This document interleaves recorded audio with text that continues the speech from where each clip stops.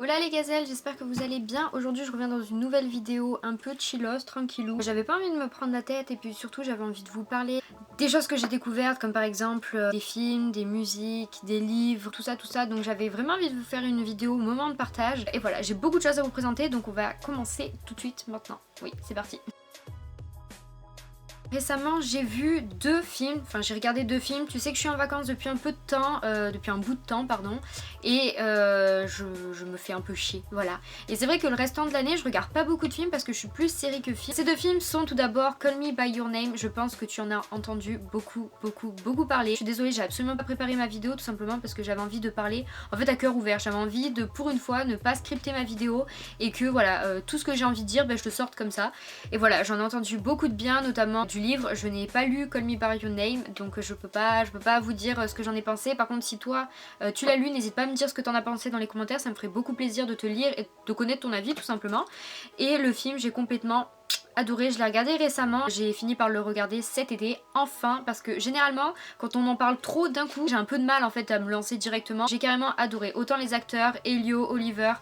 Vraiment j'ai complètement adoré la musique, le lieu en Italie, la villa quoi, c'était tellement magnifique. Et ce que j'ai le plus aimé d'ailleurs, c'est peut-être bizarre, mais c'est les mimiques des acteurs en fait. C'est fou comme un acteur il est à fond dans ce film de A à Z. J'ai adoré les parents, leur raisonnement notamment autour de Elio. J'ai adoré le personnage d'Elio parce que vraiment c'est la remise en question de ce gosse en fait qui se demande en fait si il est attiré par les femmes ou attiré par les hommes, il ne sait pas trop. J'ai vraiment pas pleuré pour ce film, il y en a beaucoup qui ont pleuré, qui ont été touchés par ce film. J'ai pas pleuré, mais pourtant c'est vraiment un film qui va me rester en tête très longtemps. Et je pense que c'est un film que je re-regarderai, même si je connaîtrai les paroles par cœur. Vraiment, c'est un film que je vous recommande à 100% si vous ne l'avez jamais vu. C'est vraiment un magnifique film. Et d'ailleurs, il y a deux musiques que j'ai carrément adorées. Je vous les passe juste maintenant. Oh, to see without my eyes the first time that you kissed me, boundless by the time I cried. I built your walls around me. White noise, what an awful sound. Fumbling by Rogue River. I have loved you for the last time. Is it a video? Is it a video? I have touched you for the last time. Is it a video? Is it a video? For the love, for laughter, I flew up to your Deuxième film que j'ai vu et qui date déjà depuis pas mal de temps je pense. C'est un film qu'un prof nous a recommandé cette année de regarder et en fait tous mes collègues autour de moi l'avaient regardé. C'est le film Her qui a été disponible il n'y a pas si longtemps que ça sur Netflix, donc qui est toujours disponible d'ailleurs. Donc j'ai regardé et j'ai carrément adoré. C'est tout simplement l'histoire de notre monde en fait dans plusieurs années. Il me semble on part en 2030, quelque chose du genre 25-30. Et en fait il y a plusieurs choses qui changent, notamment dans tout ce qui concerne le numérique, la technologie. On suit le personnage d'un homme, je ne sais même plus son nom, j'ai un peu de mal avec les personnages de films, de séries, etc. Retenir les noms, c'est très compliqué pour moi. Et donc on suit le personnage d'un homme qui est très solitaire dans sa vie puisqu'il vient de divorcer, et donc il va devoir en gros refaire sa vie un peu. Son travail c'est tout simplement d'écrire des lettres et de les envoyer. J'ai trouvé d'ailleurs ce travail hyper bien fait vraiment. Je sais pas pourquoi, je trouve que c'est ouf en fait comme taf d'avoir imaginé ça dans sa tête, je sais pas, d'écrire en fait des lettres et de les envoyer à des personnes. Je trouve ça ouf quand même comme métier. Et en fait cet homme se sent un peu seul dans sa vie et il va commencer à parler à un espèce de robot. C'est tout simplement une femme qui s'appelle Samantha, je me souviens. Il va tomber amoureux de cette femme qui n'est pas vivante du coup, juste en l'écoutant parler, juste en lui montrant le monde. C'est vraiment un super beau film, vraiment je vous le recommande à 100% parce que ça fait prendre conscience en fait à quel point la technologie est hyper présente. Je sais pas si tu sais mais c'est vraiment un domaine qui m'intéresse énormément, le numérique, la technologie, la communication, les réseaux sociaux. Si tu me suis sur Instagram, tu sais à quel point j'ai fait un petit coup de gueule, un petit énervement sur Instagram concernant la série Riverdale. Alors faut savoir que j'ai carrément adoré la série Riverdale, notamment la saison 1. C'est vraiment, j'ai complètement adoré le principe, pas forcément l'histoire car en soi elle est très banale. Voilà, le fait que des adolescents, enfin une petite bande d'adolescents voilà, vont tomber amoureux etc. Et puis qu'il y a un meurtre d'un camarade de leur lycée. Ils vont se demander qu'est-ce qui s'est passé, qui l'a tué. J'avais bien aimé la première saison parce que j'avais beaucoup aimé les personnages. Moi ce que j'ai beaucoup aimé dans Riverdale c'est notamment la qualité de la vidéo. Pas forcément les personnages en soi, j'avais pas plus envie de découvrir la série parce que il y a Cole Sprouse qui joue à l'intérieur et que j'étais complètement fan quand j'étais petite de La vie de croisière de Zack et Cody, La vie de palace de Zack et Cody, j'adorais complètement.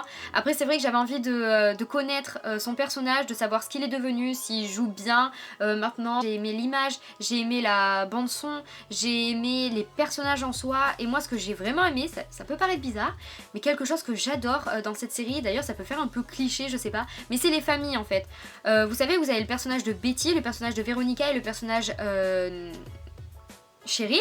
J'ai eu un trou que chacune a une couleur de cheveux complètement différente et donc la mère a la même couleur de cheveux et quand on voit à chaque fois la mère et la fille, la mère et la fille et la mère et la fille et qu'on les voit dans une même scène toutes les 6 ensemble, je trouve ça ouf en fait que toutes Betty, enfin les Cooper blondes et les Blossom sont roux. Enfin bref.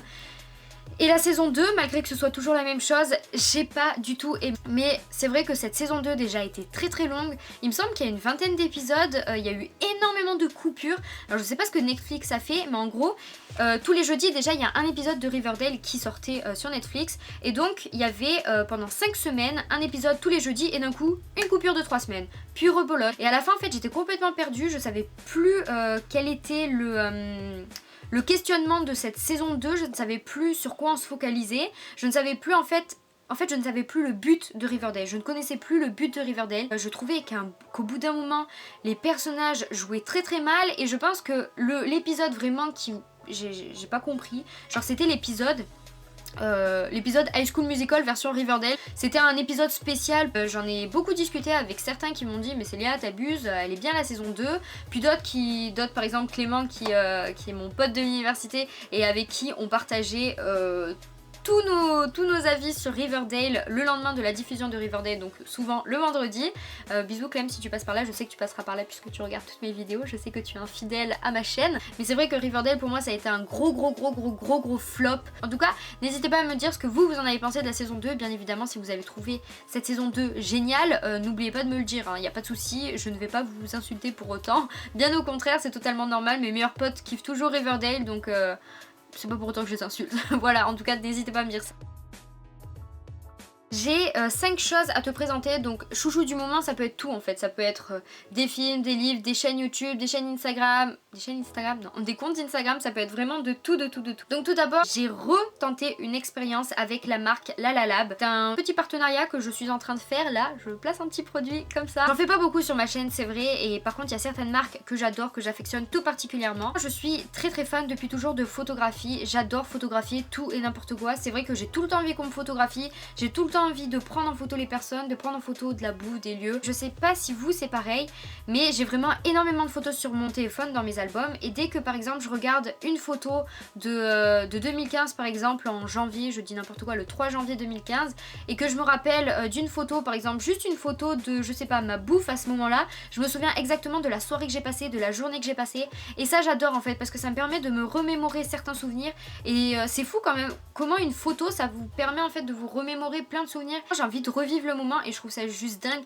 que dans notre société, à notre époque, on puisse tout photographier et avec n'importe quel appareil d'ailleurs. C'est pour ça que j'aime autant les photographies et c'est pour ça que j'aime autant la marque Lalalab parce que si tu ne connais pas la marque Lalalab, c'est très compliqué à prononcer, c'est une marque en fait qui fait des tirages photos, donc tu peux très bien faire un album photo, tu peux faire encore des petites box de photos et bon, moi tu peux voir derrière moi comme quoi j'adore les photographies. C'est tout simplement les mini vintage, moi je suis complètement fan de ces petites photos qui prennent pas beaucoup de place et qui habillent parfaitement un mur, vraiment. J'ai des photos de tout le monde, j'ai des photos de souvenirs de Paris, j'ai des photos vraiment, là je les regarde et je suis complètement fan parce que là j'ai des photos de 2017 de quand j'étais encore en terminale L et là j'ai encore des photos de toute cette année. En tout cas j'ai un petit code promo pour vous. N'hésitez pas à me dire aussi quels avis vous avez par rapport à la photo. On fait tout le temps des photos, qu'on sort tout le temps son appareil photo pour tout et pour n'importe quoi mais juste pour revivre des moments. Deuxième chouchou du moment, c'est une chaîne YouTube que j'ai découvert il y a pas si longtemps que ça. Alors moi je regarde énormément de vidéos vidéos. Je passe ma vie à regarder des vidéos. Et en ce moment, je sais pas quoi regarder sur Netflix. Dites-moi d'ailleurs si vous savez pas en ce moment quoi regarder sur Netflix. Ou bien dites-moi également quelle série vous regardez en ce moment. Et dites-moi quelle série vous me conseillez parce que vraiment là je suis perdue. J'ai découvert il y a pas si longtemps que ça la youtubeuse Bim Bam Books. Donc c'est sur le Booktube, voilà, l'autre univers de YouTube. Et j'ai complètement adoré sa chaîne. J'adore sa chaîne en fait. Son authenticité, j'adore comment elle parle, j'adore son